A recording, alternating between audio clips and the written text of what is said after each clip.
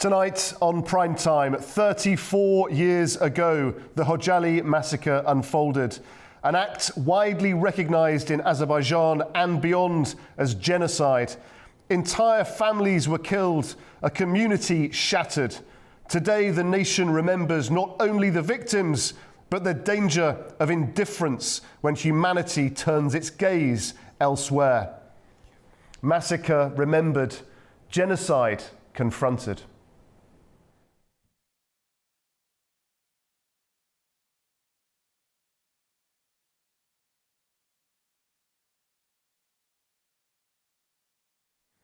Good evening. Across Azerbaijan today, the 34th anniversary of the Khojaly massacre is being marked in solemn reflection.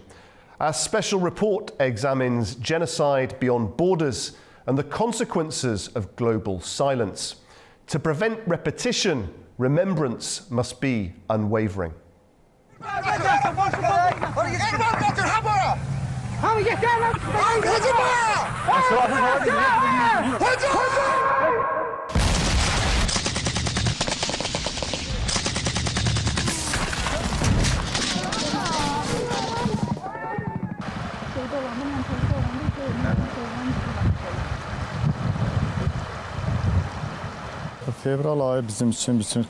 This February is a time of deep sorrow for us, for all the people of Khojaly. Then they entered the town. We fled under a bridge, through the space between two rivers. That winter was especially harsh. It was a terrible situation. A city erased in one night.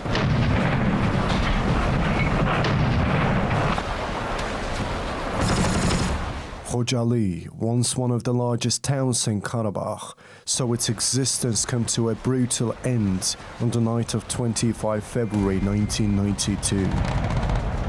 Armenian armed forces, supported by the 366 Motorized Rifle Regiment, surrounded the town. As residents fled into the forests and fields seeking safety, the freezing winter and relentless gunfire turned their escape into a massacre.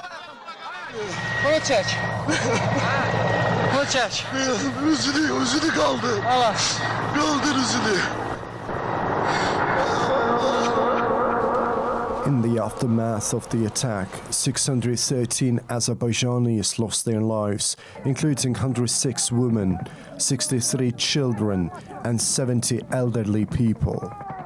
Thousands suffered severe injuries, hundreds were taken hostage, and many remain missing to this day. The events in Khojaly are not just a dark chapter in Azerbaijan's history. Under international law, such acts constitute war crimes and crimes against humanity. I lost 10 family members. I still don't know the fate of 4 of them, my father-in-law, my brother-in-law, my son, my husband. Today,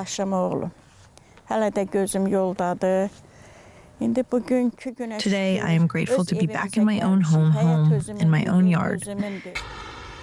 According to the 1948 Convention on the Prevention and Punishment of Genocide, genocide is defined as acts committed with the intent to destroy, in whole or in part, a national, ethnic, racial or religious group. The Khojaly massacre meets these criteria. Yet, decades later, the world has still not fully recognized this atrocity. What happened in Khojaly is a series of crimes, heinous crimes, both under international law and under national law. And what makes them specific is that they were committed within the context of armed conflict. So they qualify both as war crimes and crimes against humanity. So above all, the massacre in Khojaly, there is a reason to say that there was a genocide. This was not the first such crime, nor would it be the last. The Holocaust, events in Srebrenica, Rwanda, and the genocide in Khojaly are some of the tragic pages in the history of humanity. But life goes on, wounds heal, and cities rebuild. Today, residents return to Khojaly, instilling hope that after destruction comes rebuilding, and with rebuilding, healing.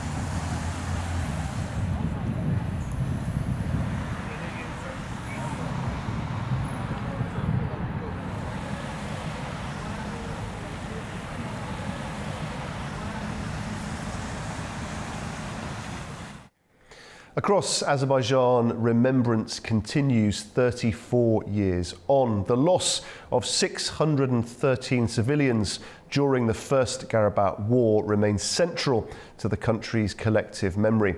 In Baku today, citizens have been gathering at the memorial site, laying flowers and standing in silence. A reflection not of politics, but of enduring remembrance. Here in front of Khojaly Memorial, there is a visible sense of remembrance today. You can feel it in the way people walk up to the monument quietly, without rush.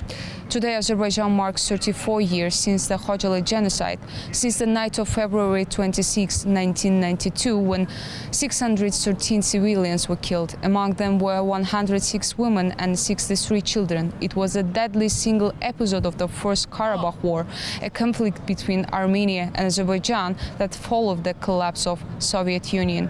Right behind me is the monument dedicated to victims, and since early morning, people have been arriving steadily. The line has not stopped.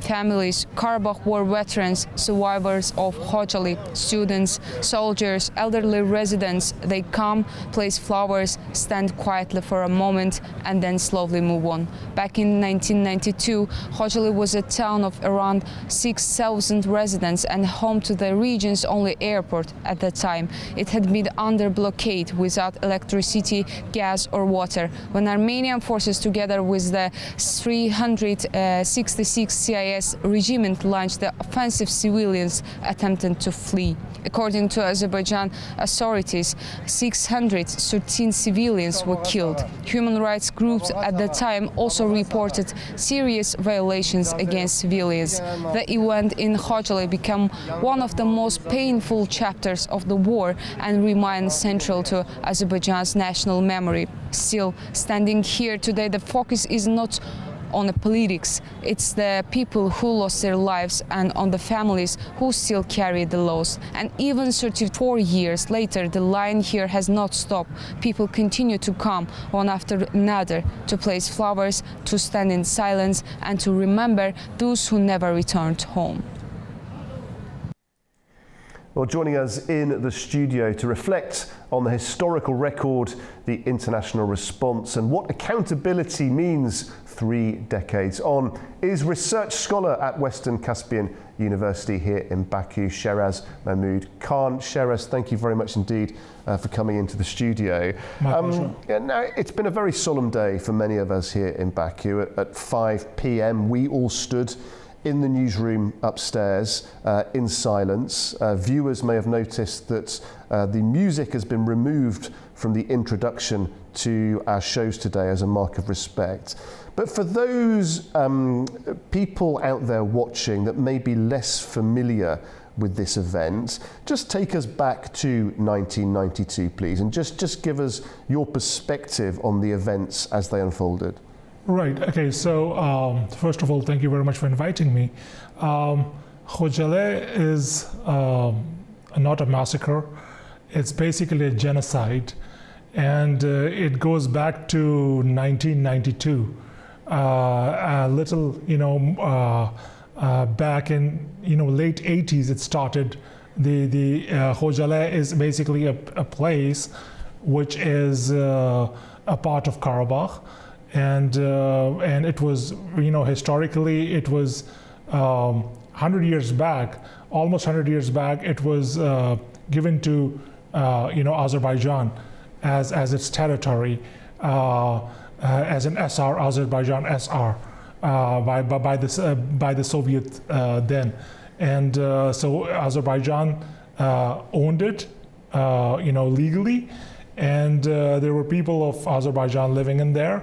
And so after the dissolution, before the dissolution of Soviet Union, there are lots of skirmishes and a lot of fight between Armenia and Azerbaijan over this part of the region started. it was the population of mostly of Azerbaijanis then living in this part of that. But on this day, on this 25th and 26th of February back in 1992, the eve of 25th, the conflict started and the intensity went on. This part of Khojale, which is I've witnessed that as well. I've been to Khojale, Khankendi, and all these places. I've seen this territory a little from the bus, and this was cordoned off by the military of Armenia, and there were only a few hundred people living in there. They were asked to flee. But I think that a few people actually fled, but most of them actually settled down in there because leaving the place for them is inviting Armenians to occupy the place. So it went on. It was cordoned off. The people were inside, a few hundred. They started bombardment, and the bombardment started, and their artillery and artillery fires and all that, and no one was allowed to go out. A lot of people tried to escape, but obviously they killed them on their with the guns and all that, and a bloodshed of hundreds of people took that place. Was there, and I think 613 people were dead, amongst which were children, elderly people, and women. So so their heads were cut off. There were pregnant women. The bellies were cut off, and their eyes were, they took the eyes off of a lot of people. So that was a genocide of the century, the cruelest genocide of the century Azerbaijan has witnessed. And that's just because people of Azerbaijan were determined to stay there for quite a long time. And never wanted to leave their territories, and it was brutally executed by them. There were people who were this Khojale place was actually cut off from the other part of the region, and the significance of this place is that it had its airport, which was significant in a way that only by air you could reach in there. Otherwise, all the roads around Khojale were cut, so there was no communication and all that for anyone to reach there. So that kind of a massacre and that kind of a genocide took place. People started fleeing left, right, and center wherever they could imagine. And it was really cold weather then, and a lot of people actually froze to death. So besides this massacre, besides all this, the weather conditions were really crucial. A lot of people were in their basements, and it was the bloodiest massacre in the history of Azerbaijan. Absolutely horrific barbarity, depravity that you've outlined there. As you say, 613 civilians killed, 106 women, 63 children, and on top of that, many were taken hostage. Many still missing, I believe. Yeah, many are still missing, and obviously Azerbaijan is looking after for that. They're negotiating, is still missing. I mean, it's been like decades now, and they're still missing. And obviously, there's a diplomatic, connections going on to get them back. But that depends on the other side of the people as well. That's Armenia. This kind of a genocide is very horrific. I wrote an article on this genocide as well as one of the papers, and I was told a very horrific story by a woman who I interviewed when I was writing, and she told me that we went for 3.5 and 4 days on a frozen road without our anything on, without shoes and all that, and the cold was such that at one time I thought I have lost my legs, and it took them 3 and 3.5 days to reach to this place which is called Agdam. And there, when they went to the hospital, they thought that they will cut her feet, and she was just 10 years old. Her father died, her mother was surviving, one of her brothers died, and so this kind of stories. So yes, Azerbaijan is trying its diplomatic efforts to get those people back, or those lost ones, or the missing ones. It's very hard not to be affected by some of those details, really horrific details. At the time, Sheraz, how did the international community respond, both politically and diplomatically? At that time, since Azerbaijan was new and a lot of people did not know even this part of the world in the West. I'm talking about the normal common people. So it was not really recognized then. But then later on, 18 countries have recognized this as a massacre, as a genocide, and then 24 states of United States of America Assembly have recognized this, and obviously it is recognized by the Turkic Council, OTS, or Organization of Turkic States. And the whole world knows that this is the massacre, and Azerbaijan and Armenia have been fighting for decades on this.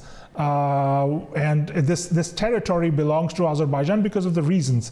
Because one, it is in the past, it was given to Azerbaijan as an SR, Azerbaijan SR. So it belongs to Azerbaijan. Second is that it comes in the territory of Azerbaijan. So fighting for this territory was nothing but Azerbaijan's own agenda or own theory of getting its territories back, which Azerbaijan did back in 2020 September. So after the decades of this, and Azerbaijan has sacrificed a lot of people, not only this, but a lot of soldiers, and a lot of a lot of people have lost their lives, a lot of families have been displaced, a lot of people still mourn even after 30 years. I mean, I talked to my friends today. I texted them my little contribution as in my article for the people of Khojale and on all those people who have been martyred and their families and all that. There were a lot of people who actually were crying. All of my friends. Because their ancestors died in that and all that. So it is kind of a massacre which has never been. It is unprecedented. I mean, it's like hardly any kind of a massacre took place in this century. It's one of the most crucial and most horrific massacres of the century. And as you say, Sheraz, 18 countries now, 24 US states. Yeah. Big, substantial organisations like the OTS, all recognising this as a genocide. Nevertheless, do you still get a sense that there is more to do, more recognition needed from the international community? Well, yes, more is required, more is always there, but the good thing is that this conflict has been ended, and Azerbaijan has this thing that they have ended the conflict. after taking its territories back after the decades of fight between the two countries. And recently, if you see that, U.S. has mediated in that, and last year's August, President Ilham Aliyev and the Prime Minister of Armenia, with U.S. President Donald Trump, signed an agreement.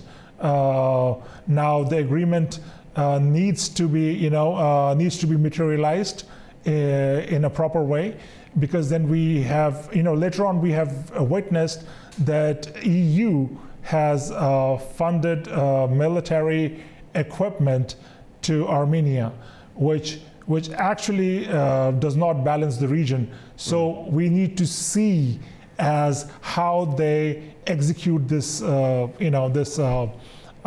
agreement, and it should not be biased. It should be, if Armenia is being given any kind of favor, so Azerbaijan should be given the same kind of favor. It could be in terms of finances, it could be in terms of military equipment, or anything. So we need to see in future as how does it go. But we should also consider the fact that Russia is another power in the region.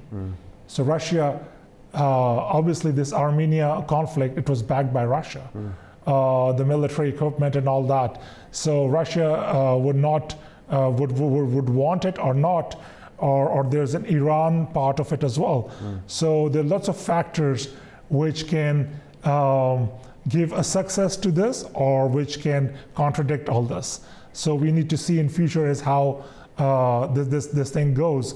But then obviously Azerbaijan is looking forward for more of a cooperation, more of a trade, because if you see Armenia, it's kind of a landlocked country in a way.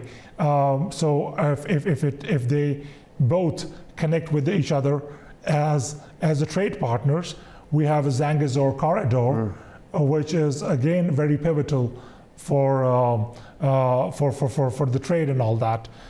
Trump has given its own name to it. It's a Trump's corridor now. I don't know the whole name, but it's basically Trump's corridor. But obviously, Russia and Iran has its own concern to it.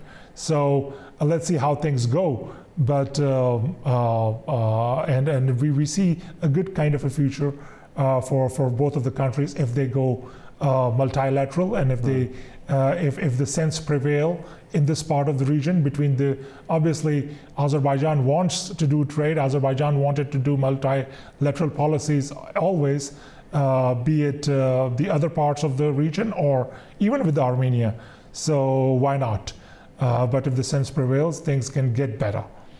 And finally, Shiraz, we have seen more recently the application of justice. We've seen some prosecutions. Do you think that accountability for past atrocities is part of how a lasting and sustainable peace gets built? Yeah, because unless you don't take the grudges out of each other, it would be hard for them to go on. So obviously the atrocities took place, and the sustainable development in that addressing those atrocities would be obviously the part of the development in the region. And it's just not shaking hand, but they should consider themselves as the ally to each other, and with their open hearts and all that. That would count. So the bigger powers in the region need to do that, and that atrocities need to be addressed in order for both of the countries to move on forward in all the spheres, like diplomatically, trade-wise, business-wise, economically, and all that. So obviously that needs to be addressed, and maybe if a sitting or two is done, that would bring in more prosperity to the region.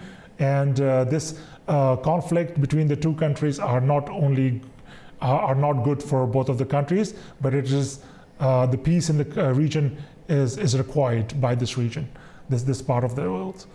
Shiraz, a very poignant day, and we thank you very much indeed for coming in to discuss it with us. It's always a pleasure. It's always a pleasure.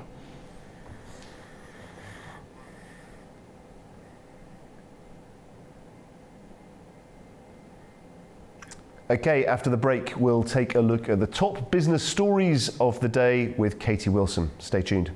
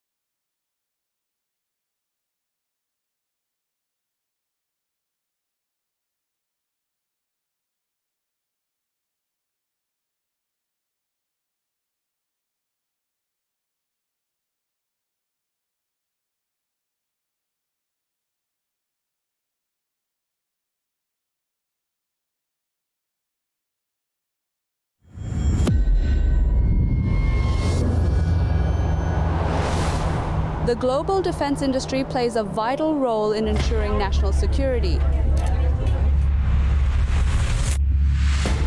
In Turkey, companies in this sector strengthen domestic production and enhance military independence. ISA-based radar, Murat radar. This is fully digital radar. This is new for world. Aselsan today, Turkish technology leader and global technology provider. Gökdeniz atışı hazır. 3, 2, 1, ateş. Hedef imha edildi. I'm Nuray Mustafa. This is One on One.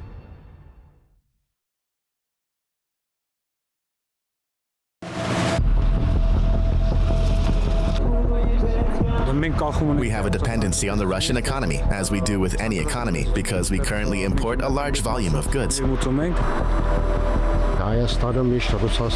Armenia has always been Russia's closest and best friend in every matter. But today, Russia has abandoned and dumped Armenia.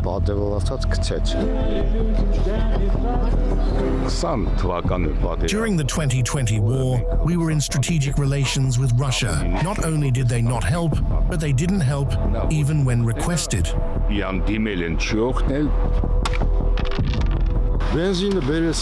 They brought in gasoline from Azerbaijan, and the price dropped by 50 drams. When you fill a 20-liter tank, that is a saving of 1,000 drams. That is not a small amount of money for many people, especially for those living in the regions.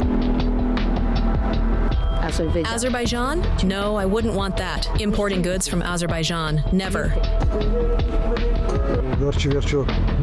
After all, we all make mistakes. Armenian mistakes are no less significant. And it seems to me there is quite a lot of blood in or on our hands as well. In my opinion, the Americans proposed this, the Trump route. It suits us, and our government has agreed because it really brings us a lot of benefit. I am much more in favor, of course, of Armenia having closer ties with the West. Welcome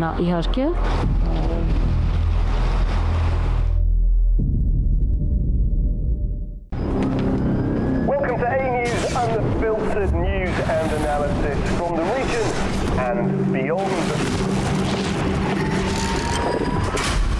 From Washington to Beijing, Tehran to Kabul, to Tbilisi to Tashkent. Hello, I'm Jay. Challenges. Today is the third. We're with you 24/7, taking you live to the front lines of the day's biggest stories. Welcome to Gabala. One important note. To Fierce. I'm here. Azerbaijan and Armenia. Hello, we are recording the 8th of November.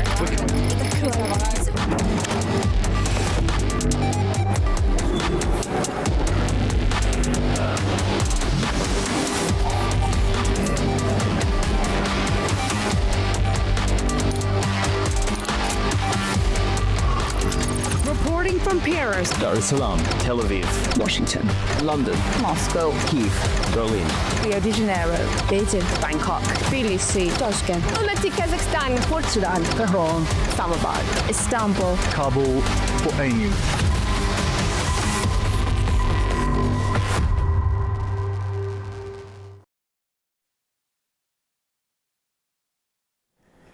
A very warm welcome back to Primetime. Now, Katie Wilson is with us, bringing us the very latest business news stories. Katie, what have you got on your agenda tonight? Well, guys, there's surprising news about TikTok's owner, ByteDance, and I'll have results from the car industry across 2 continents and also an innovative new sportswear factory in South Korea. Let's get started. Kicking off tonight, chip maker Nvidia blew past sales forecasts and raised its outlook, fueled by big tech's AI chip spending, yet shares barely moved. Clearly, investors were hoping for more than just another solid quarter. Here's the breakdown. Nvidia posted better than expected results for the January quarter on Wednesday and forecast current quarter revenue above market estimates. The chipmaker reported that January quarter sales rose 94% to $68.13 billion, beating estimates of $66.21 billion. It also expects fiscal first quarter sales of $78 billion, above forecasts of analysts. But shares in Nvidia traded flat after hours. That is, as investors, used to solid revenue beats from the company for 14 straight quarters, were likely disappointed by the uneventful results that were released 10 minutes after the expected time. On a post-earnings conference call, Nvidia executives were asked if the company was looking to give back to shareholders some of the $100 billion cash it was likely to generate this year. In response, Nvidia Chief Financial Officer Colette Kress said the company wanted to keep investing in the AI ecosystem. CEO Jensen Huang said the output generated by AI models would be the foundation of future computing, and Nvidia would keep building more infrastructure to support that. The company also said it had secured enough chip inventory and capacity to meet demand beyond the next several quarters. But it added that the shortage will affect its gaming business. Still, there are signs of risk to Nvidia's long-held dominance in making AI chips, with rivals AMD and Google clinching big deals with top customers. Now, some surprising news from the world of social media. General Atlantic is selling part of its stake in ByteDance, valuing the TikTok owner at around $550 billion. A sharp jump which highlights how valuable privately held tech can be. 2 sources say investment firm General Atlantic is selling an equity stake in ByteDance in a deal that values the Chinese social media giant at $550 billion.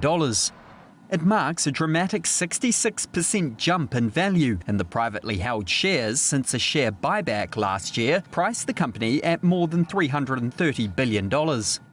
The potential stake divestment will be the first since the Trump administration cleared the sale of the US interests of ByteDance's TikTok unit in January. General Atlantic first invested in ByteDance in 2017 when the company was valued at about $20 billion. One source said it started the process to sell some of its shares in recent weeks and hopes to close the sale in March. It was not immediately known how much the New York-based investment firm will own in the social media company after the deal. The planned transaction underscores a sharp and sustained rise in the private market valuation of ByteDance. It bolsters other investors who are expected to enjoy a windfall when the company eventually makes its public market debut. The sources declined to be named as they were not authorised to speak to the media. ByteDance did not respond to a Reuters request for comment, and General Atlantic declined to comment on the proposed share sale. Now, to a brutal reset for Europe's car makers, Stellantis has posted a hefty second-half loss after slamming the brakes on its EV push, racking up billions in charges and sending its shares to fresh lows, a stark sign of how messy the electric transition has become.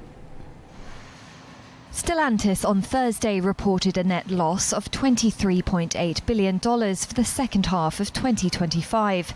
It's after flagging earlier this month $26 billion of charges in the period as it scaled back its EV ambitions. The huge loss underscores how car makers globally are taking a hit from a more complex shift from petrol engine cars to electrified, as both the United States and Europe water down EV targets. The Jeep to Peugeot maker, whose July to December net revenues rose 10% year-on-year, said it had booked a total of $30 billion in write-downs last year. Since it announced multi-billion-dollar EV-related impairments on February the 6th, Stellantis' Milan-listed shares have lost about 20% of their value. So far this year, the shares have lost over 30% and hitting an all-time low since the automaker was created in 2021 through the merger of Fiat Chrysler and Peugeot maker PSA. The company on Thursday reiterated its 2026 forecasts, including a mid-single-digit percentage increase in net revenues. Stellantis confirmed it would not pay a dividend this year. Well, it's better news for the car industry over in Asia. Toyota is planning a major unwinding of strategic shareholdings, with banks and insurers selling billions of dollars worth of stock. It's a move that could signal a real turning point in long-running corporate governance reforms.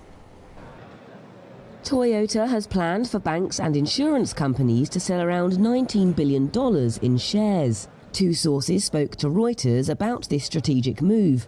It could mark a shift in Toyota's governance reform, which remains under investor scrutiny. The sources said the sale figure could be larger than $19 billion, depending on the willingness of shareholders to sell. Toyota, the world's largest automaker, aims for the sale to happen as early as this year. But one source said the timing and even success of the plan is dependent on shareholder sentiment. Toyota's policy is to cut its cross-shareholdings arrangements, but it's also been called on by investors to improve capital efficiency. A source said the automaker wants to demonstrate its seriousness about governance reform by unwinding the strategic shares. Toyota's shares rose and then paired gains to close up 1.5%, outperforming the broader market. Over now to the sportswear industry, and German giant Puma is hitting pause on its dividend and bracing for another loss, even as last year's results beat expectations and lifted its shares. Puma's CEO called 2025 a reset year, with the company trimming stock and revamping its lineup to stay competitive. Puma cancelled its dividend and said Thursday it expects to report another loss this year, although last year's loss was smaller than expected, which boosted share price over 3% in early trade. The German sportswear brand's CEO Arthur Hold called 2025 a reset year for the company, as sales slid in an increasingly competitive market. It expects an operating loss of between $59 and $177 million for the year ahead, after reporting an operating loss of almost $421.7 million last year, a bright spot for analysts. They said Puma's inventory numbers showed it was clearing out stock faster than it had expected, a positive sign. But Puma typically sells at lower prices than rival Adidas, leaving it exposed to shoppers with limited budgets who are curbing spending. As part of the turnaround drive, Hold said he will curb discounting and cut an unsuccessful product range. Puma said sales will continue to decline this year, but at a slower pace. And finally, here's a win for runners and robots alike. South Korea's On Running has opened a high-tech factory in Busan, which uses robots to craft its shoes in a faster and greener way. The company plans similar robot-powered factories in the US and in Europe, bringing speedier deliveries closer to customers. This factory in Busan, South Korea, is where sportswear brand On Running is using 32 robots to make its running shoes, in a push to speed up both manufacturing and delivery. The Swiss company said it's planning to open robot factories like this in the United States and Europe too, as tariff hikes, supply chain disruptions, and geopolitical risks are driving brands to manufacture their products closer to the end consumer. In a fierce competition with bigger rivals like Nike and Adidas to produce the fastest marathon running shoe, On has marketed its Light Spray shoe as a game changer for its lightness. The shoe is made with a robot arm spraying material onto a mold to create a sock-like design. The game changer will be making this product anywhere in the world close to consumers. On co-founder Casper Kopetti says automation enables the brand to make shoes faster and closer to its key markets, and with less environmental impact. I think the speed to market and the sustainability of it, and also the fact that basically we're running out of places with cheap labor, are all speaking for automation and going closer to where consumers are. According to its latest annual report, On currently sources 90% of its shoes from third-party manufacturers in Vietnam and 10% from Indonesia. On said planned robot factories in the U.S. would help lessen its tariff costs. I believe in free trade, and so the more clarity we can get around tariffs and not having tariffs at all, I think will be beneficial for On. Steep tariffs imposed by the U.S. on sportswear manufacturing hubs like Vietnam and China have weighed heavily on the industry over the past year, driving up production costs and squeezing margins. Now, the Supreme Court's ruling against tariffs has added fresh uncertainty, further clouding the outlook for retailers and importers. There you have it. That's your business news roundup for the day. Back to you, Guy. Thanks very much, Katie. Thank you. Okay, after the break, we'll take a closer look at the Sikh identity, diaspora influence, and the challenges of global perception. Stay with us.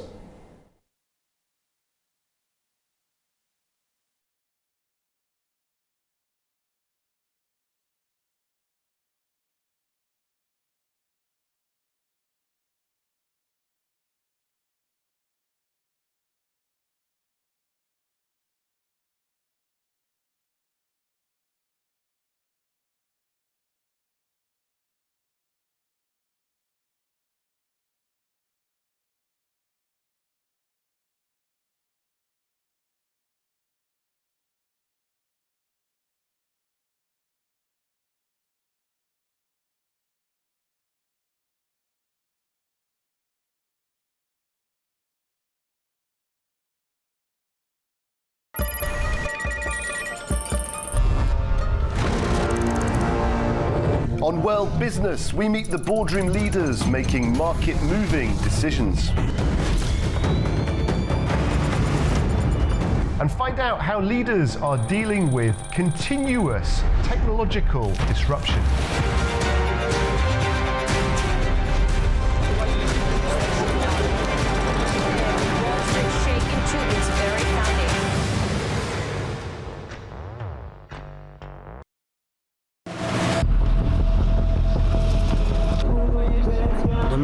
We have a dependency on the Russian economy, as we do with any economy, because we currently import a large volume of goods.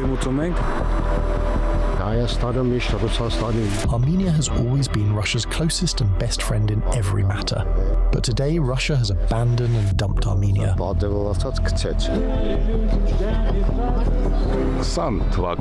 During the 2020 war, we were in strategic relations with Russia. Not only did they not help, but they didn't help even when requested.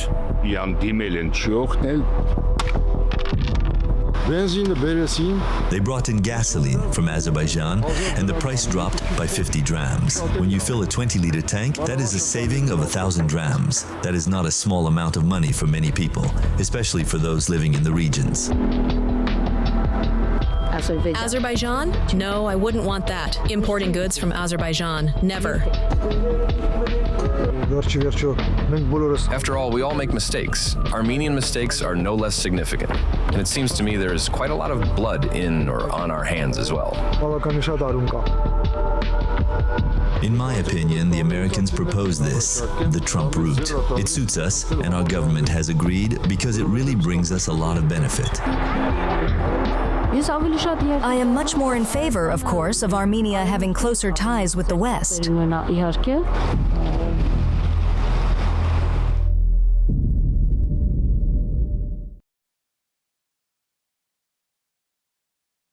Now, a warm welcome back to Primetime. Visibility doesn't always mean understanding.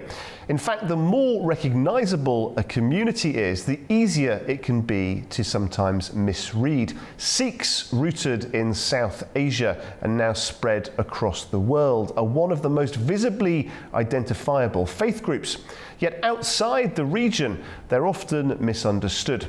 There are roughly 25 to 30 million Sikhs worldwide, most in India's Punjab region, with large communities in Canada, the UK and beyond. Well, today I'm joined by Bual Moninder Singh, chairman of the Sikh Federation Canada, to explore Sikh identity, diaspora, politics, and how global debates are shaping relations between communities and states. Mr. Singh, thank you very much indeed for joining us on Primetime. It's very good to see you there. For viewers who may not be so familiar, how would you define the Sikh identity today?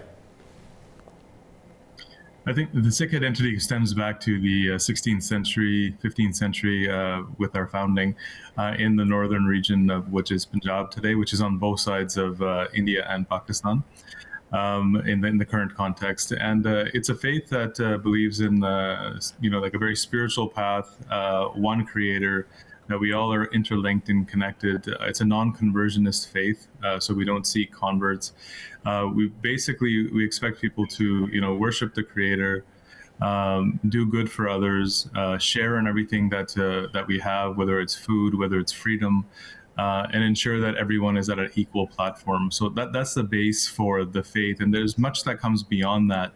But the base is human rights for all, sovereignty for all, and equality for all. Those are the pillars of what I would say the Sikh identity and the faith represent, both when it started and up until the present day today. And often those pillars are what make us sometimes clash with the Indian state around human rights issues, around freedom and sovereignty issues, around our seeking self-determination in the form of a separate state of Khalistan.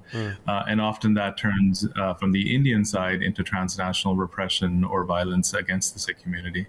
It's very interesting because what you described there are pretty universal principles. It would be pretty difficult to agree with many of them.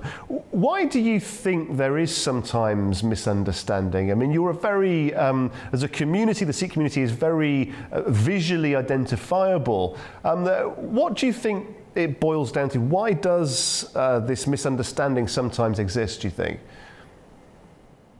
Well, I think it goes beyond the misunderstanding to a purposeful control over power that individuals want, and then you have majorities in countries like India where there's a sense of nationalism, that anything that goes against what they might believe is turned into something that's anti-state. Then people become enemies of the state, like minorities there, like Muslims, Christians, Sikhs. Become enemies of the state when we try to speak about the most basic fundamental freedoms there, freedom of speech and expression and so on. So I think it exists because we challenge that power structure. We want everyone to be equal. We want equal distribution of the wealth that India might garner. But I think the larger thing for Sikhs is, as a community, is that we need to be sovereign. We need to be determining our own future. We can't be under the whim of another state that is actually genocidal, and we've seen that over the last 75 years since India's come into being. So I think that's where the clash actually happens. It's that when we try to take our identity and take the principles of our faith and take the principles of our way of life, which are universal, as I mentioned, and they don't actually, never in our history have we been those that have been, pillaging and plundering places around the world. We, if anything, even as a minority rule, when we were ruling in that area of Punjab for almost 100 years, we built, religious places of worship for other communities. We built education centers for other communities. We made sure they were safe and protected because we have that fundamental pillar that we are not a conversionist faith. We don't need people to convert to our faith. So I think it gives us a chance to really speak to the humanity of the world versus that ours is the only worldview. And I think that is hard for a lot of people in powerful positions to digest because they need power either to push their agenda or to be corrupt and make money. And, the rich get richer and the poor get poorer. That is sometimes the fundamental principle of what we're seeing in the world right now. And that's where the Sikh voice is that challenge in that region of Punjab in India. Intolerance of tolerance, almost, that you're facing. I mean, it's a huge community spread across the world. We've talked about it already. Canada, the UK, huge numbers of people. Talk to me about the work of the diaspora and how that is shaping your sort of global agenda at the moment. Yeah, over the last 40 years, the diaspora especially has been a key critical piece of the overall sovereignty, self-determined movement for Khalistan in Punjab. And it's been a very strong movement, and it's just getting stronger at the moment. We've seen in the last 3 years the assassination of Hardeep Singh Nijjar, a Sikh leader that here, a close friend of mine in British Columbia in Canada. And that spurred an international movement, international conversations, media, politics. It forced Canada to reestablish and rethink its relationship with India. Diplomatic ties broke off. So we saw the work of the diaspora really become political, lobbyist, diplomacy, academia, media, in all these areas that we were very well ingrained. We're seeing those threats continue. Just 48 hours ago, I was warned from Canadian police that my life was at risk, along with that of my wife and my 2 children, which has never happened before. I've had these threats for 4 years now, at the same time as Mr. Nijjar was getting them. But now they've extended it to my family, which is my wife and 2 children. And it shows the underhandedness of the Indian state, that they want silence, and that we won't give that to them. We'll never be silent on this issue. We'd rather be dead than be silent. But they want silence, and they're going to try scare tactics and fear tactics to try to push us into that silence. But I think what we're seeing from the diaspora is a pushback. Even after Mr. Nijjar, I think Mr. Nijjar's assassination, I think they wanted silence, and what they got was tens of thousands, hundreds of thousands of people in the diaspora gathering, protesting, mobilizing, being political, being lobbyists in their areas. And I think that's where this movement is headed right now. So the work of the diaspora is absolutely critical to make sure that there's a voice for Punjab, because in Punjab, that repression and oppression leads to state violence, incarceration, to torture, and even to extrajudicial murder, with hundreds of fake encounters staged by Indian police against Sikhs in the last 3 years alone. And is there anyone from the Modi government who is prepared to engage on a reasonable basis? Of course, all governments have different actors within them, different points of view. Have you been able to get any cut through at all? Well, I think the dialogue would be had on a basis where there's mutual respect and there's a mutual understanding of what that dialogue will be. Mr. Modi himself, the leader of that government, has stated just about a year ago that this is the India that comes into people's homes and kills them if they disagree. And how can you have dialogue with an individual that's leading a government like that? So it's not it's not an issue of us not wanting dialogue or willing to engage in dialogue. I think that dialogue needs to be on a good faith basis, and the Modi government and Mr. Modi himself are not good faith actors. Canada has said that Amit Shah, which is India's home minister, on the record, Canada's Deputy Foreign Minister David Morrison said in 2024 that Amit Shah is actually the architect of violence in Canada, extortions, violence, murder, political assassination.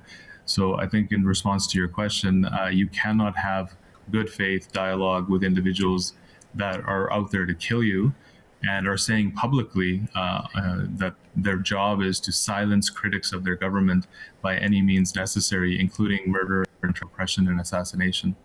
If, as you say, things have reached that extreme position with that particular government, where is there hope, Mr. Singh? Where can the work, the efforts be focused to try and improve the situation? Our faith is always in humanity, in the Creator, in what we refer to as like our Guru. So it always stems from there, and that's really about humanity. That we have other places, we have other movements in the world that are built in solidarity with us. We're working with them. There's other countries, foreign nations that see what India is doing and they want to help. We go into international spaces like the United Nations. We'll be there again next month for the Human Rights Council that's sitting. So we are using all international and universal mechanisms to challenge India in every space. And I think we're being highly successful in the media, in academia, and in politics. We have a strong voice across the diaspora, which we utilize regularly. So I think there's an opportunity there. Until we can get India to become a good faith actor, we have to try every other way to make sure that our voice is amplified. Being on like media and channels like this across the world allows us that opportunity to bring our issues out to the entire world. And I think that's where I think we're going to get traction. We're going to pressure on India. We'll have leverage to actually have a good faith conversation. And it may need the involvement of international players, foreign countries and dignitaries, or potentially even an international agency that can actually mediate that conversation when it'll happen in good faith and around the issue of Khalistan and sovereignty for the Sikh people. Mr. Singh, great to speak to you. We thank you very much for being on Primetime. Thank you very much for having me.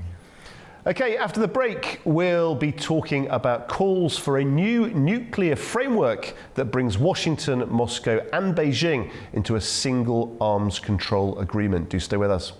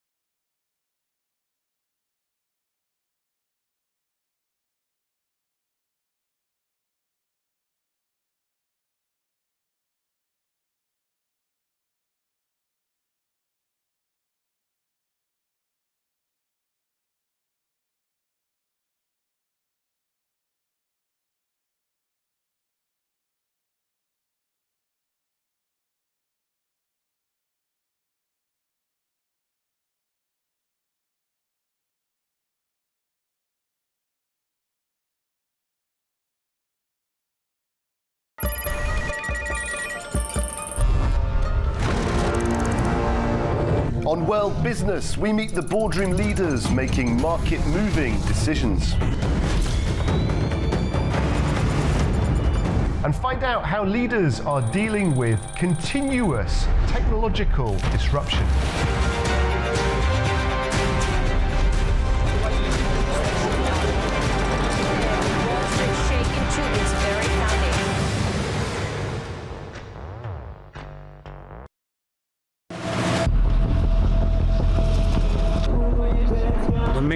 We have a dependency on the Russian economy, as we do with any economy, because we currently import a large volume of goods.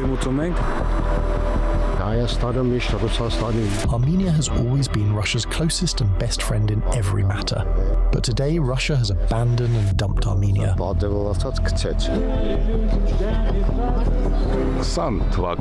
During the 2020 war, we were in strategic relations with Russia. Not only did they not help, but they didn't help even when requested.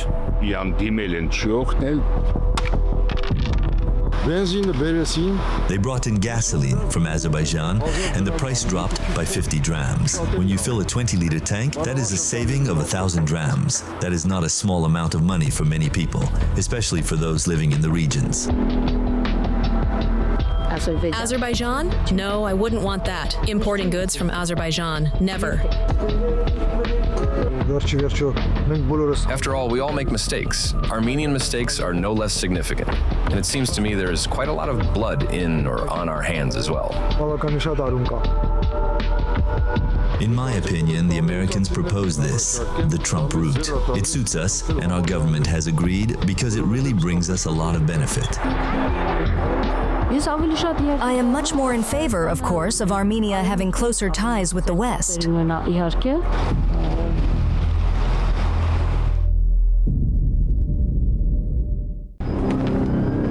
to A News, unfiltered news and analysis from the region and beyond.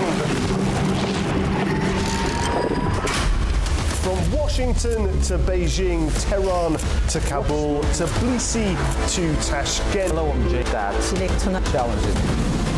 Today is the third. We're with you 24/7, taking you live to the front lines of the day's biggest stories. Welcome to Gabon. One important note. I'm here. Azerbaijan and Armenia. Hello, we are reporting on the 8th of November.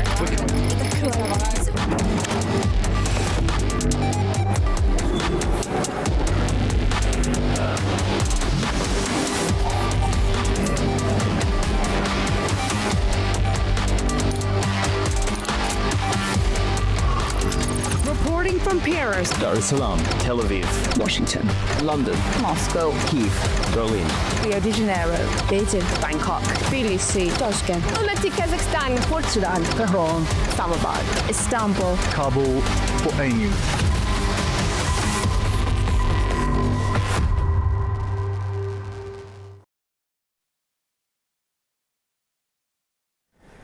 Welcome back to Primetime. US Secretary of State Marco Rubio says any future nuclear arms control deal must include both Russia and China. Well, speaking on Wednesday, he told reporters that a 21st century agreement would only carry real legitimacy if Washington, Moscow and Beijing are all at the table, reflecting what he called today's balance of global power. Well, we think ultimately in the 21st century, for there to be a true arms control agreement, it has to involve China. Their stockpiles have increased dramatically. Their position that they would argue is that they're still way behind the United States and Russia. We think that's irrelevant. They certainly have the capacity to catch up and are well on their way to doing so. So we believe, the president strongly believes, in the 21st century to be legitimate, it has to involve these three countries, the United States, Russia, and China. And we're going to continue to explore their willingness to do so. They have publicly said they're not willing to do it. I'm sure you've heard them say that. I'm sure they've reiterated, and I know they restated that again very recently. But we'll continue to press on it because we think it would be good for the world if we could reach such an agreement. The president would be in favor of that if we could do it. Well, as global security tensions sharpen and questions grow over the future of arms control, we're joined now by a man who has sat at the heart of Britain's defence and foreign policy establishment. The Right Honourable Tobias Ellwood is a former UK Defence Minister, Foreign Office Minister and Chair of the Defence Select Committee. He now works as a consultant and commentator on international security and geopolitics. Mr. Ellwood, very, very good to see you on A News. Thank you for joining us. Let's begin, if I can, with the big picture here. We often hear terms bandied around like multipolar worlds. Increasingly, the geopolitical environment is becoming increasingly difficult to distill into sort of neat sound bites, if you like. How would you describe this new era of strategic competition? Is it something like the Cold War, or is it something fundamentally different? Well, good evening. And yes, that's a great place to start because it puts in perspective exactly what's going on with the weapon systems that we now see countries starting to rearm with, not least China, Russia, and indeed the United States. There are many more countries, don't forget, that are seeking nuclear weapons and will be. And the backdrop to that is that all the treaties that were active during the Cold War that you implied there actually operated behind the scenes, the back channels. It kept our world safe. And because those treaties have all disappeared, then it's one element of how dangerous our world has become. And everybody right across the globe is feeling that. We feel this in Europe. We're wondering where America is going. China is offering an alternative vision as to where our global order should head. So it's a period of uncertainty, a period of flux, if you like. So good to hear Rubio talking about the detail. But there is a more fundamental question. How does America and China do business, coexist in the next 20, 30, 40, 50 years as China challenges America, both militarily, economically, and technologically on its supremacy? Yeah, and this sort of notional trilateral arms control agreement, I mean, is this something that we should be reassured by? I mean, I think many people would be terrified at the prospect of such a concentration of power. Well, I think it's actually missing the point. It's the detail, if you like, that comes after you've had a discussion as to what the rules are, those international rules that have kept us secure, sort of, since 1945, which we're now seeing are starting to fray, are now dysfunctional, if you like. We saw that at Davos, where country after country was saying we're now into a world of disorder. You've got to have those difficult questions. How does America and Europe and indeed India as well as a growing country and China operate in the 21st century? Get that right, then you can start saying, okay, what are the rules that we're going to operate by? Nuclear is just one aspect of it. You have AI, you have quantum. The power of that is not fully appreciated. You have the rules of space, which are not there yet. There is nothing in space that's holding anything together. You can do what you like up there right now. So there's a fundamental reconfiguration, if you like, as to how our very modern world should operate, because the old rules, I'm afraid, have frayed because they're out of date.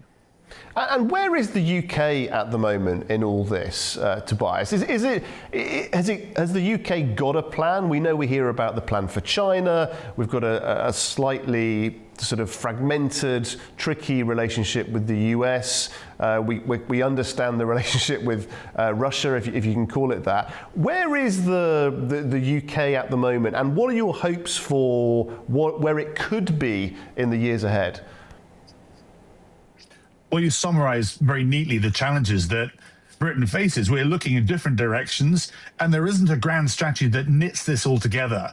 You know, the Brexit, our relationship with Europe is still not perhaps where it should be. I hope that changes soon. The American relationship is certainly being tested.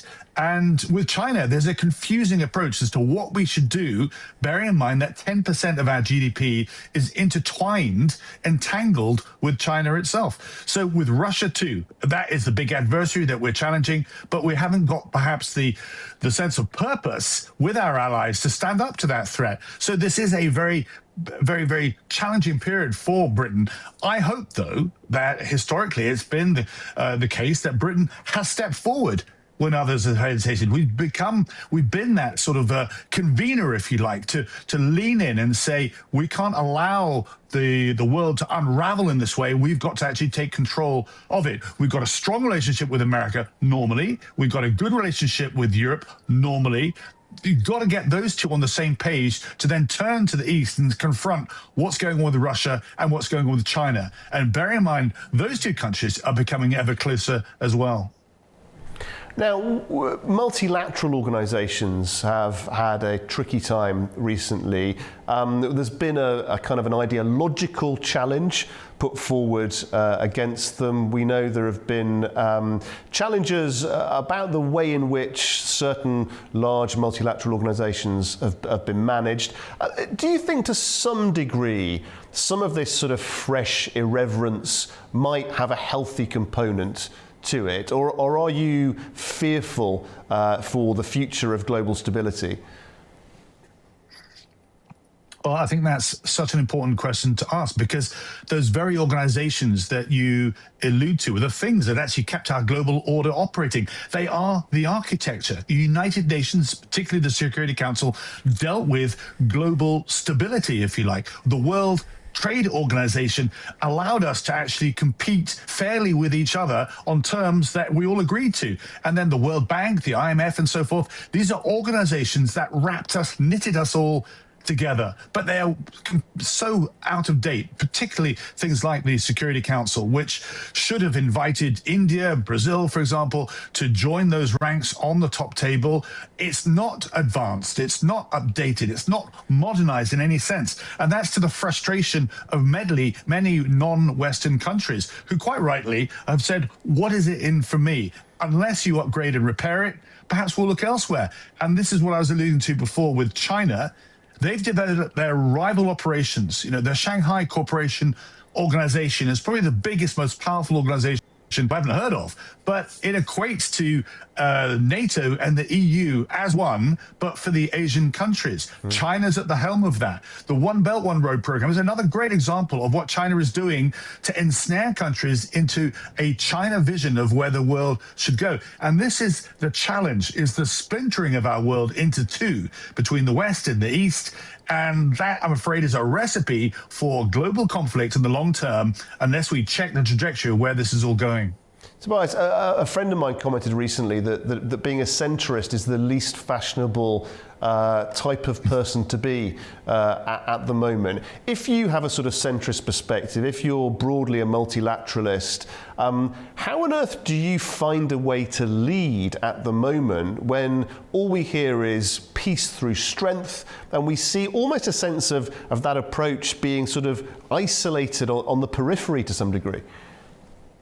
Yeah, you make a very, very powerful point there, because it does feel quite lonely, if you like, when everybody is then saying, listen, the machine isn't working. Let's just look after ourselves. Let's just join in with other gangs that are wanting to, to go it alone, become more isolationist, more but my view, what I spend a lot of my time doing is thinking, where does this lead? Where will we be in 5 to 10 years' time? And when you've got all these countries, as I touched on, starting to do their own thing, you're eventually going to get clashes, you're going to get conflict, and you're going to get challenges where actually together we need to solve them, but apart they're going to get worse. Climate change is probably the biggest example of that. But I touched on the absence of rules in space. The opportunity for miscalculation is enormous, and that's what could trigger something very, very large indeed. And to persuade America that actually they've done rather well over the last 70, 80 years under the global system that they helped craft, rather than go isolationist, they'll reap benefits in the short term, no doubt about it.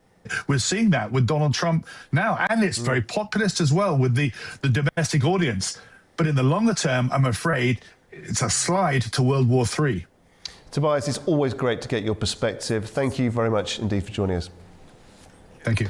Okay, after the break, we'll take a closer look at how Kazakhstan is accelerating the Middle Corridor to strengthen its role as a pivotal hub in global trade connectivity. Stay with us.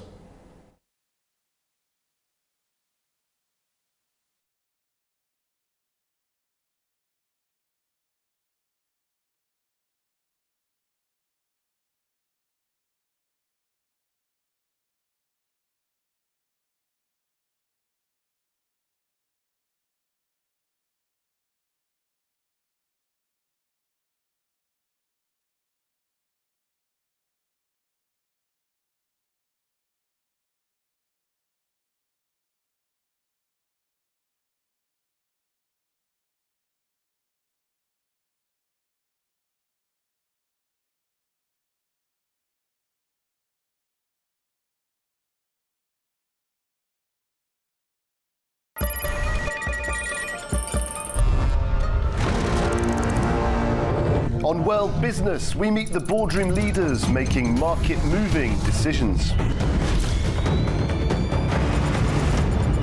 And find out how leaders are dealing with continuous technological disruption.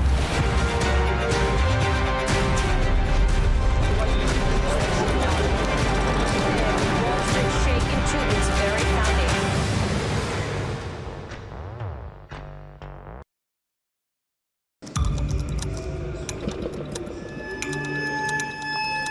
Inside Politics delves deeply into the heart of global issues shaping our world today.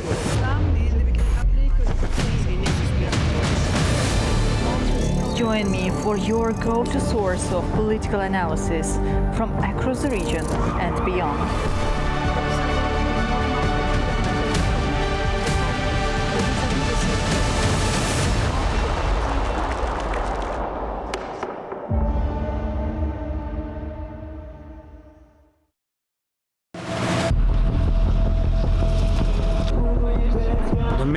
We have a dependency on the Russian economy, as we do with any economy, because we currently import a large volume of goods. Armenia has always been Russia's closest and best friend in every matter. But today, Russia has abandoned and dumped Armenia.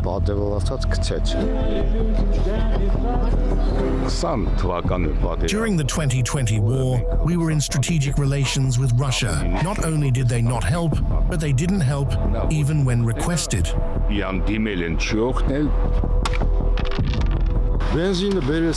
They brought in gasoline from Azerbaijan, and the price dropped by 50 drams. When you fill a 20-liter tank, that is a saving of 1,000 drams. That is not a small amount of money for many people, especially for those living in the regions.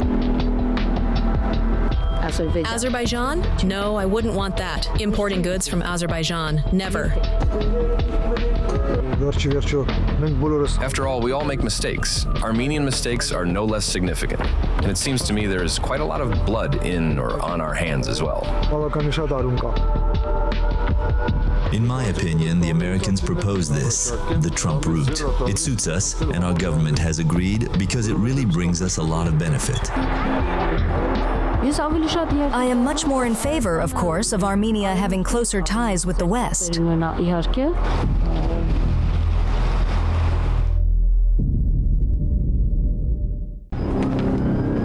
to A News and the and analysis from the region and beyond.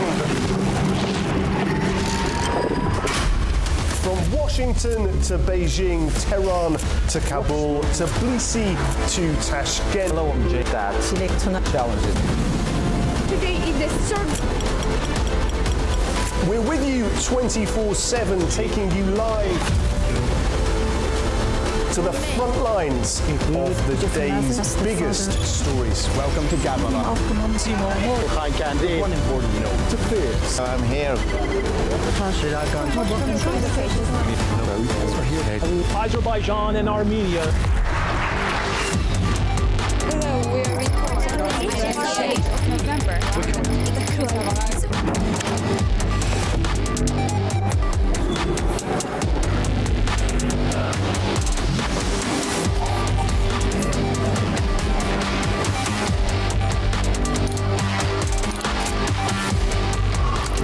Reporting from Paris, Dar es Salaam, Tel Aviv, Washington, London, Moscow, Kyiv, Berlin, Rio de Janeiro, Beijing, Bangkok, Tbilisi, Tashkent, Almaty, Kazakhstan, Port Sudan, Tehran, Islamabad, Istanbul, Kabul, Port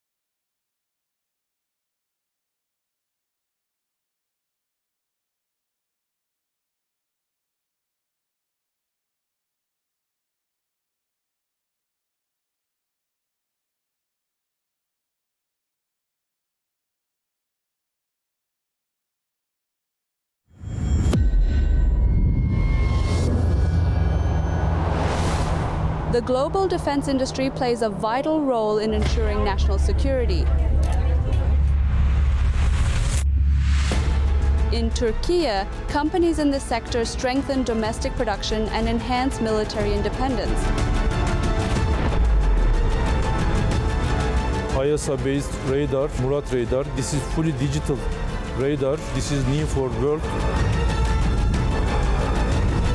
Aselsan today, Turkish technology leader and global technology provider. Yaptığınız atışa hazır. 3, 2, 1, ateş. Hedef imha edildi. I'm Nuray Mustafa. This is One on One.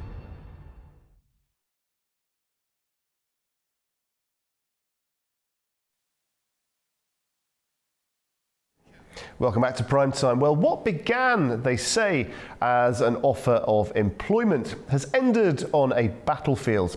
Well, a number of South Africans who believed they were travelling for work have now returned home from the war in Ukraine, as Kyiv alleges that thousands more Africans are currently fighting on Russia's side.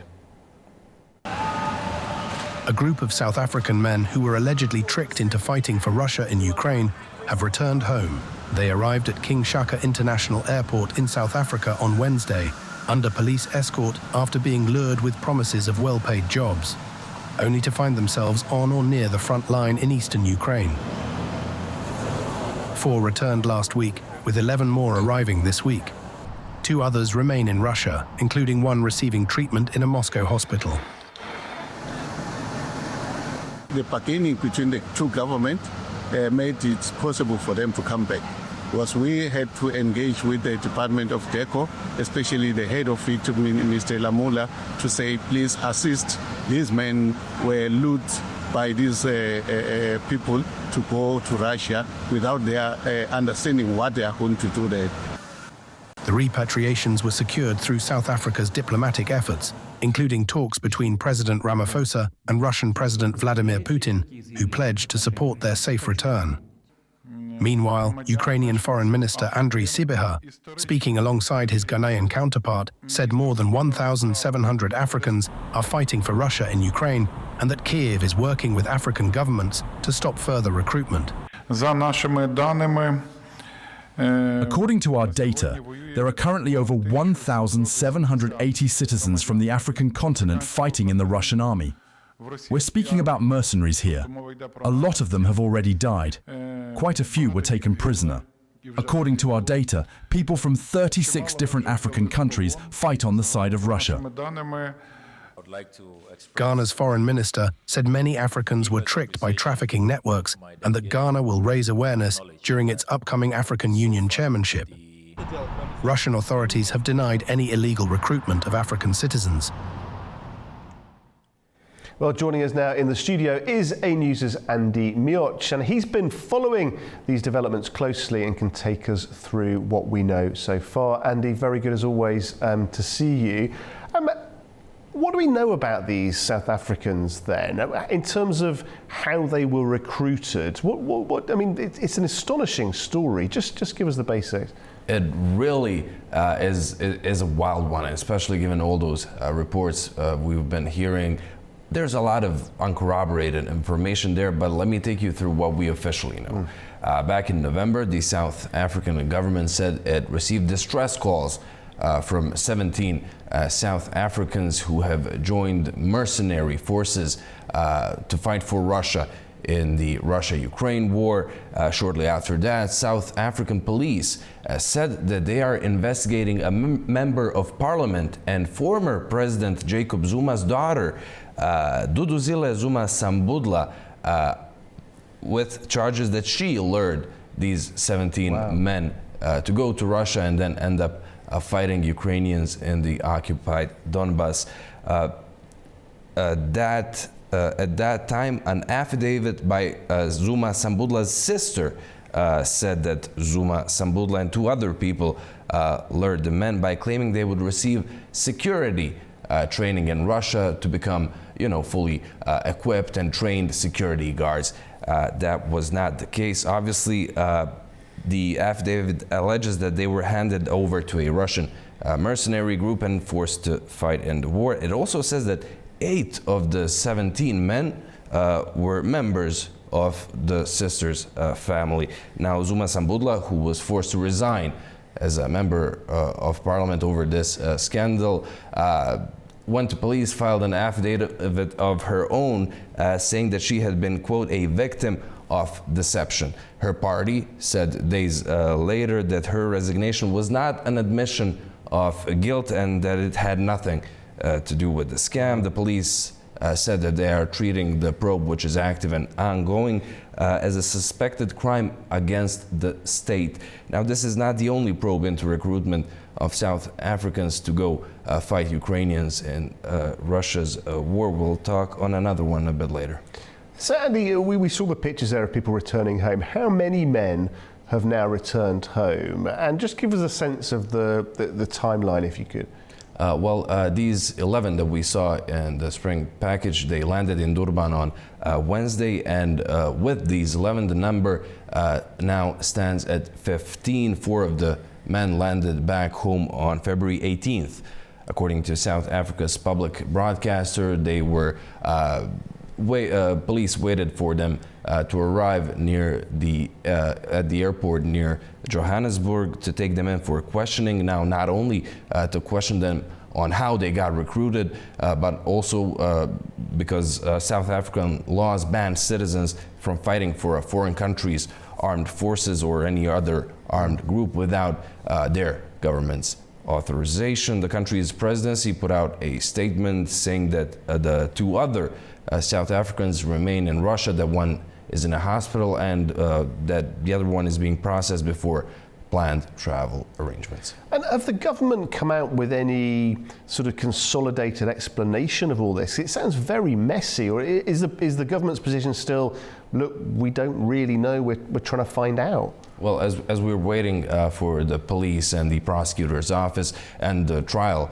of any sort to take place, we've heard from South Africa's President Cyril Ramaphosa, who has thanked Russia's President Vladimir Putin for helping to secure the return of the 17 men. The two spoke on the issue during a phone call earlier this month, after which Ramaphosa's office said both had, quote, pledged their support to the process of returning South Africans fighting alongside Russian forces in Ukraine. Now, this dynamic between these two countries is also interesting on its own. Of course, South Africa tries to appear non-aligned in this war, but it is also a member of BRICS, the non-Western bloc of which both Russia and South Africa are a part of. And what do we, you mentioned earlier that there were some other cases that were similar. Just talk us through that. Well, that case is also very interesting because it involves a famous radio presenter that worked at South Africa's public broadcaster.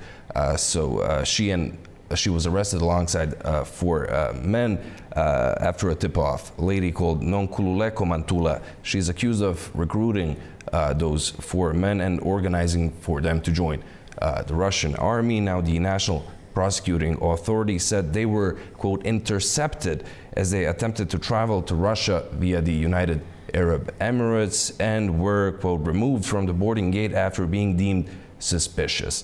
They face a charge of contravening the Regulation of Foreign Military Assistance Act. That's the part that says you can't serve in another country's army without your government's approval.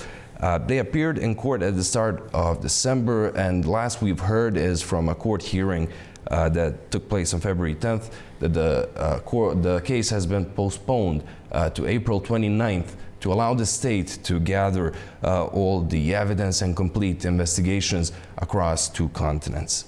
Another African country, Kenya. I believe that Kenyan authorities have reported that this has also happened to them, but in hundreds of cases. That is indeed true. They came out with an intelligence report just last week, but let's start with the freshest. There was a Kenyan man today who was charged in an anti-terror court in the capital, Nairobi, with trafficking 25 Kenyans to Russia last year. A police spokesman over there said he sought to flee Kenya after he himself returned from Russia.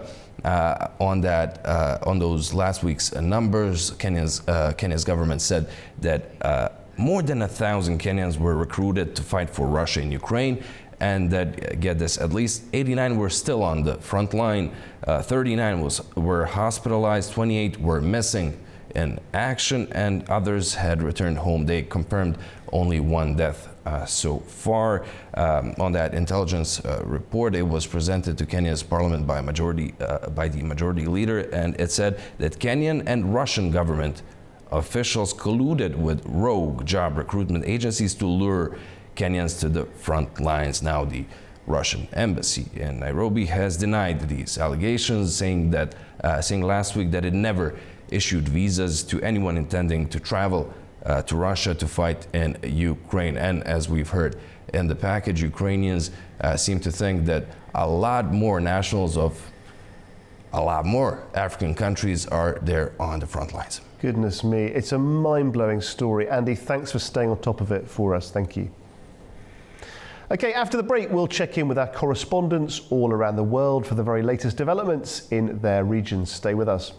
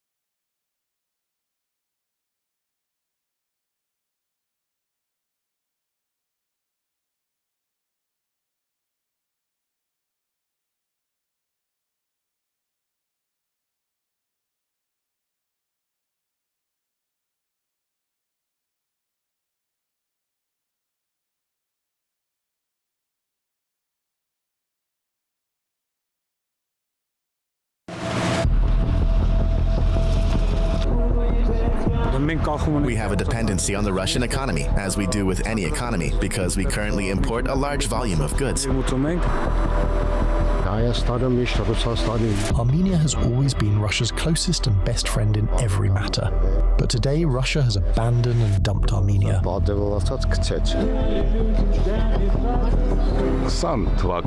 During the 2020 war, we were in strategic relations with Russia. Not only did they not help, but they didn't help even when requested.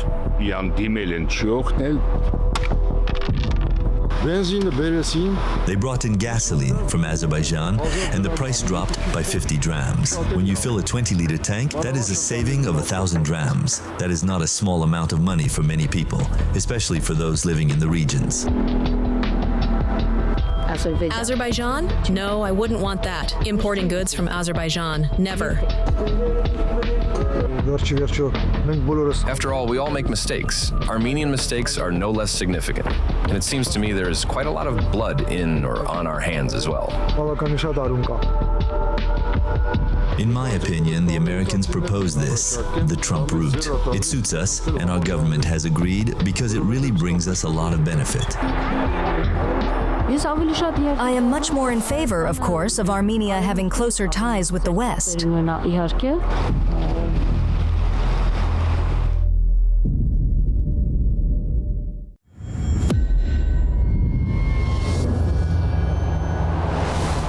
The global defense industry plays a vital role in ensuring national security.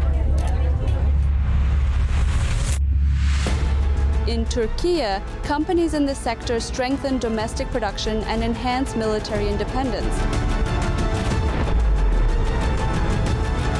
ISA-based radar, Murat radar. This is fully digital radar. This is new for world. Aselsan today, Turkish technology leader and global technology provider. Yaptığınız atış hazır. 3, 2, 1, ateş. Hedef imha edildi. I'm Nuray Mustafa. This is One on One.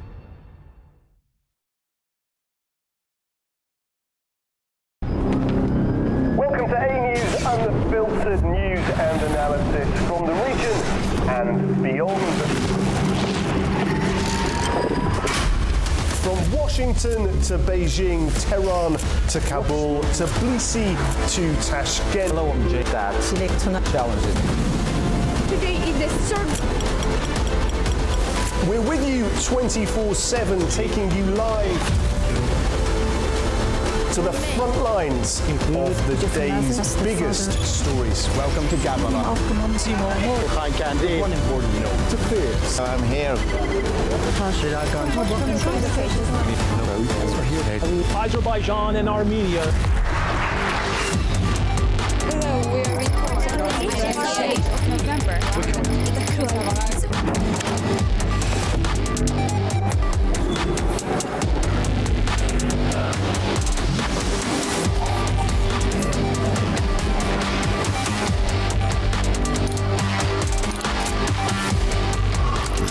Reporting from Paris, Dar es Salaam, Tel Aviv, Washington, London, Moscow, Kyiv, Berlin, Rio de Janeiro, Beijing, Bangkok, Tbilisi, Tashkent, Almaty, Kazakhstan, Port Sudan, Tehran, Islamabad, Istanbul, Kabul, for A News.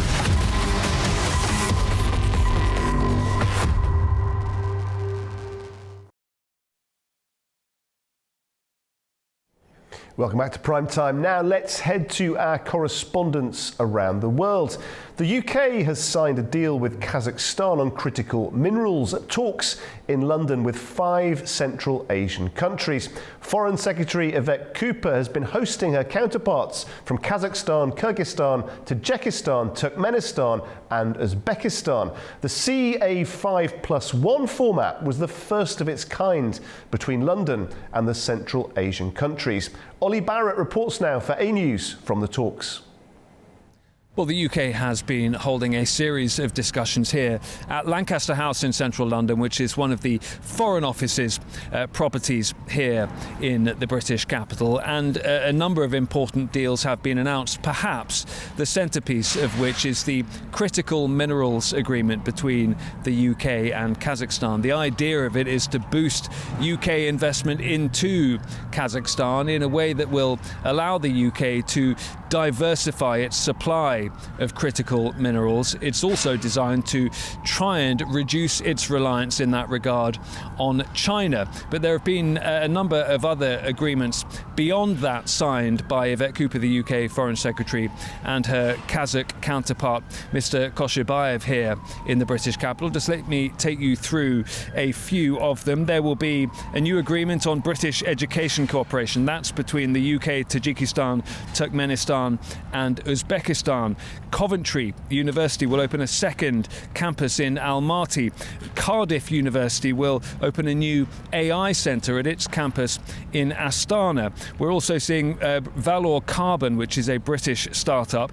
That's announcing a tie-up with the government of Kyrgyzstan. It's an investment of around $140 million, which we're told will plant 25,000 hectares of forest. As I say, the UK is using these discussions, the first of their type in this format here in London, to try and show its commitment to the region. And the words of Yvette Cooper in that regard, let's listen to them. She says Central Asia is an important region with huge potential to boost economic growth. And the agreements signed here, she says, deliver for British business, strengthen economic security. And she also says they're a demonstration of UK support for the independence of Central Asian states. So the UK stressing that these are key discussions here in London, which they believe have delivered really important results. Ollie Barrett for A News at Lancaster House in London. Turkish and Russian officials have held talks in Ankara focused on the South Caucasus peace process. A senior advisor to President Erdogan met Moscow's special envoy on Azerbaijan-Armenia normalization, highlighting continued diplomatic engagement between the two sides on regional stability. A senior advisor to Turkish President Recep Tayyip Erdogan held talks in Ankara on Wednesday with Russia's special envoy for the normalization of Azerbaijan-Armenia relations. Akif Çağatay Kilic met Igor Kovayev at Ankara's presidential complex, where discussions focused on Turkey-Russia relations, the normalization process between Azerbaijan and Armenia, and broader developments in the South Caucasus region. In a statement shared on social media, Kilic said the meeting had tackled regional peace efforts and continued coordination between Ankara and Moscow. The talks reflected Turkey's active diplomatic role in supporting stability in the South Caucasus as negotiations between Baku and Yerevan continued towards a comprehensive peace agreement. Despite differences in other regional theaters, Turkey and Russia have maintained communication on issues pertaining to the South Caucasus. Baku and Yerevan have both stressed their commitment to achieving a lasting peace, but a handful of issues remain unresolved, including border demarcation and proposed transport corridors. Last summer, Azerbaijan and Armenia signed a U.S.-backed joint declaration in Washington in which they both affirmed their desire to end decades of conflict. Ankara, meanwhile, has repeatedly stressed that normalization between Turkey and Armenia should advance in parallel with improved relations between Armenia and Azerbaijan. This is Adam Morrow for A News in Istanbul, Turkey. A new move in the US Congress is putting Georgia's geopolitical direction under the spotlight. Lawmakers are seeking an intelligent assessment of Russian and Chinese activity there as questions grow over the future of US-Georgia ties. A bill introduced in the United States House of Representatives calls for a formal report on Russian and Chinese intelligence assets operating in Georgia. The initiative was put forward by Republican Congressman Joe Wilson and backed by Democratic Congressman Steve Cohen, signaling bipartisan concern in Washington over foreign influence in the South Caucasus. According to the congressional summary, the bill requests an assessment of Russian and Chinese intelligence presence in Georgia, reflecting growing unease about Tbilisi's geopolitical direction. The timing is notable. Relations between Georgia and the United States have been strained over the past year, with limited high-level engagement and no major new partnership initiatives. Georgian Foreign Minister Mak Abotsorishvili recently acknowledged the difficult legacy of recent tensions and said that Tbilisi is awaiting concrete steps from Washington to reset ties. Georgia's strategic importance has increased due to its role in the Middle Corridor, a transit route linking Europe and Asia. The important element of that corridor is the planned Anaklia deep-sea port.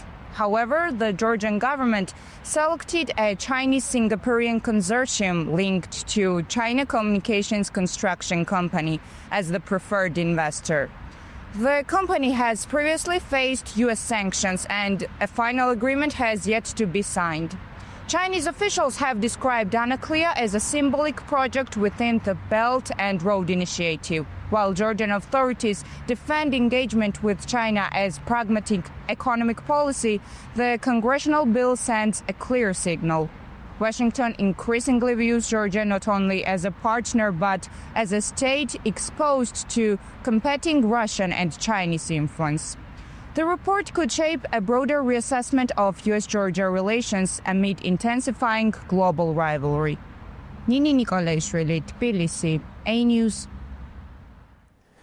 Afghanistan is facing a worsening climate and displacement crisis. A new report from the International Organization for Migration reveals that extreme weather, drought and natural disasters are now driving the majority of the population movements across the country. A-News correspondent Tamim Bahis has the details from Kabul. According to the IOM's latest climate vulnerability assessment, 79% of displacements in Afghanistan in the first quarter of 2025 were caused by climate change and disaster-related events. Drought remains the single biggest driver, responsible for more than half of new displacements this year. Floods and earthquakes have also devastated multiple provinces, damaging homes, farmland and already fragile infrastructure. Between 2021 and 2025, more than 3 million people have been internally displaced. In 2025 alone, almost 1 million people were counted as displaced. At the same time, Afghanistan is absorbing a massive wave of returnees from neighboring Iran and Pakistan. Nearly 2.7 million people returned from abroad in 2025 alone, driven largely by deportations, insecurity, and changing policies in host countries. But the movement is not only inward. Between April and December this year, more than 675,000 Afghans were forced to leave the country due to climate impacts on their livelihoods. In total, more than 11 million Afghans, around 22% of the population, have experienced displacement or return since 2021. The IOM warns that worsening environmental shocks combined with economic fragility are reshaping mobility patterns across Afghanistan, turning climate change into one of the country's most powerful drivers of migration. Tamim Bahis in Kabul, A-News. Kazakhstan is pressing ahead with a major digital infrastructure project designed to position itself as a regional data hub. Well, officials say it could become the largest in Central Asia. Let's hear now from our correspondent in Almaty. Kazakhstan has launched a major digital infrastructure project with the construction of Central Asia's largest data center campus. The project, known as the Data Centers Valley, is being developed in the northern city of Ekibastuz. The region is one of the country's main industrial and energy hubs and has been selected to host a large-scale digital facility serving both regional and international markets. The plan is to build a data center campus with a total power capacity of up to 1 gigawatt. More than 1,000 hectares of land have already been allocated for the project.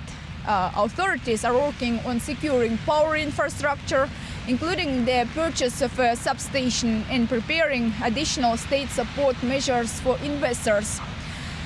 A dedicated greenfield zone is also being developed to attract international technology partners. The facilities will meet the Tier C international reliability standard, allowing systems to operate continuously, including during maintenance. Connectivity is a key focus of the project. Network latency is expected to be reduced from 80 to 57 milliseconds, bringing performance closer to major European internet traffic exchange points. And according to government estimates, total investment in the data centers valley could reach around $30 billion. Officials say the project is expected to strengthen Kazakhstan's digital infrastructure, attract foreign investment and create new high-skilled jobs. Fariza Kalimurzina, Almaty, A News. Okay, let's take a look now at some other top stories around the world. And a deadly encounter at sea is raising fresh questions. US-Cuba tensions are rising after a fatal incident off Cuba's north coast. Well, Havana says 4 armed men aboard a US-registered speedboat from Florida were killed after allegedly opening fire on a Coast Guard vessel. Now, Washington insists it had no role to play and says it's verifying the facts. The sea is now calm near Cuba's coast, but on Tuesday, Cuban officials say that a US-registered speedboat from Florida fired at one of their vessels near the border. Authorities say that they killed 4 exiles and wounded 6 others during the armed confrontation off the island's northern coast. The United States says that no US government personnel were involved. US Secretary of State Marco Rubio says Washington will independently verify the incident. We have our embassy on the ground in Havana working this as we speak, asking for access to the people that were on those vessels, if they were American citizens or permanent residents. According to the Cuban regime, that the boat was registered in Florida. We're tracking that down. We will know shortly, and we will know quickly, many more facts about this incident than we know right now. 6 suspects were detained. 2 of them were already wanted in Cuba on suspicion of plotting attacks. Authorities also arrested a man on the island accused of waiting to assist the infiltrators. Meanwhile, several Florida politicians have demanded separate inquiries, casting doubt on Cuba's version of events. The clash comes amid heightened strain between the 2 countries, as Washington tightens economic pressure and blocks most oil shipments to the communist-run island. Cuban exiles, many based in Miami, have historically opposed the government established by Fidel Castro, though armed plots have become increasingly rare in recent years. A resort city shaken by violence. Residents and tourists in Puerto Vallarta are cautiously returning to daily life after cartel-linked attacks disrupted parts of the city. Authorities say security operations have been reinforced, insisting stability is being restored ahead of the 2026 World Cup. Puerto Vallarta, a popular Mexican resort city, is slowly returning to normal after a series of violent attacks linked to the death of cartel leader Nemesio Oseguera Cervantes, known as El Mencho. Local businesses are beginning to reopen, although the mood remains tense. Armando, manager of a burned auto parts store, described the uncertainty his team now faces. I feel very bad about this whole situation we're going through. I mean, in general, my workplace, our workplace, my colleagues who are now going to relocate us. Uncertainty about what's next, what's going to happen. We are, I don't know, very sad about our workplace. Tourists keep walking around the city. Hotels and schools have reopened, with social and economic activity returning in many areas. Well, 48 hours after the events, we see a resumption in many ways of the social and economic activity of the destination. What we want is for visitors who are already at the destination to be able to appreciate that and also communicate it. Authorities and officials are emphasizing safety ahead of the 2026 FIFA World Cup.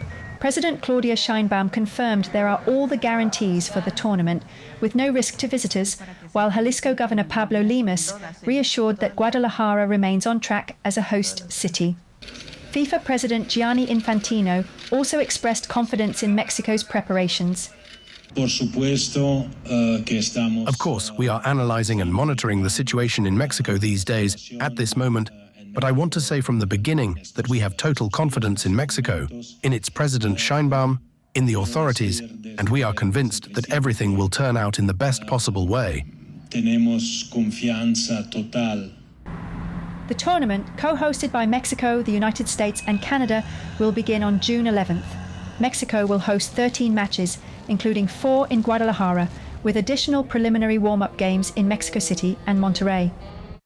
India's Prime Minister Narendra Modi has addressed Israel's parliament during his 2-day visit, with talks centred on expanding defence and technology cooperation amid heightened regional tensions. India's Prime Minister Narendra Modi has arrived in Jerusalem for a 2-day visit aimed at deepening cooperation between India and Israel. It is his first trip to the country since 2017, when he became the first Indian Prime Minister to visit Israel. During a special session of the Israeli parliament, Modi told lawmakers that India stood with Israel with full conviction. Our partnership is grounded in shared experience and shared aspirations. Our strong partnership not only serves national interests, but also contributes to global stability and prosperity. Israeli Prime Minister Benjamin Netanyahu welcomed Modi and said both countries face the challenge of confronting radical Islam. I am deeply, deeply moved by your visit here today. Because I have to be diplomatic, I will not rank it, because I'll get into trouble.